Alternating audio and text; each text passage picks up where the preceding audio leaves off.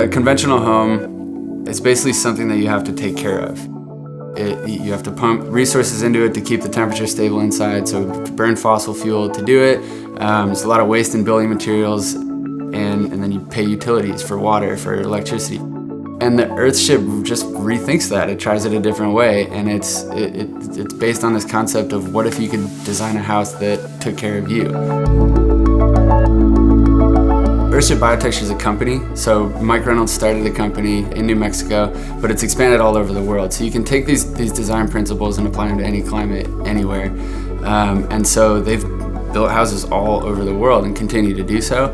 Getting into it for us was this fascination with this concept and like living differently and doing something actively to have a smaller footprint, to consume less, to live more minimally. And we had no building experience prior to that, so it was this total, life change for us. And so after doing it for a while, learning the concepts, feeling pretty comfortable with them, we wanted to test ourselves and see if we could do it. So we went to Wisconsin, built a 300 square foot Earthship passive solar greenhouse, and sort of convinced ourselves in doing that hell yeah, we can build a house for ourselves. And so then the dream and obsession to build our own house and live in it and sort of put all these things together and practice what we've been preaching and do it.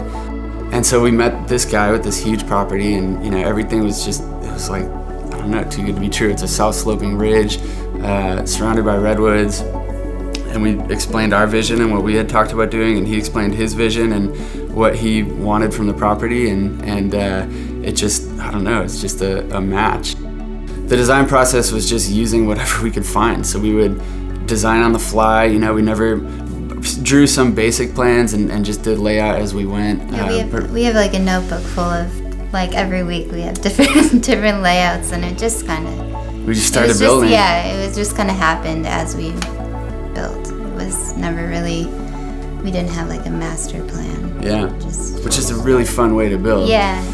We'd reach a point where, all right, we got the posts and beams set, we've got the roof on, we need doors and windows. And then we start looking for doors and windows. Whenever we find, we sort of design that wall around it, and everything was free. We just were on Craigslist and Free Cycle and hunting for free stuff all the time, talking with people in the community. There's a renovation project in town and they're putting all new doors and windows in, throwing out all the old ones. So we go pick up the old ones, and it's good double pane glass, and we'd use it and put it in and, put bottles around it and just add some color and just see what we could find. Like this octagon window, Steph found that window in the woods leaning up against a shipping container covered with leaves, and she's brushing it off and pulls it out. And we didn't even have walls up, and I brought that down. Yeah. To be able to live in a place that you built, where like we wake up in the morning, look around, and remember every piece of trim that's up, like laying every bottle, pounding every tire. And so it's a real cool expression that you sit back and look at, and it's something that we, I don't know, that we made. It's a trip. But yeah, it's really something anybody could do.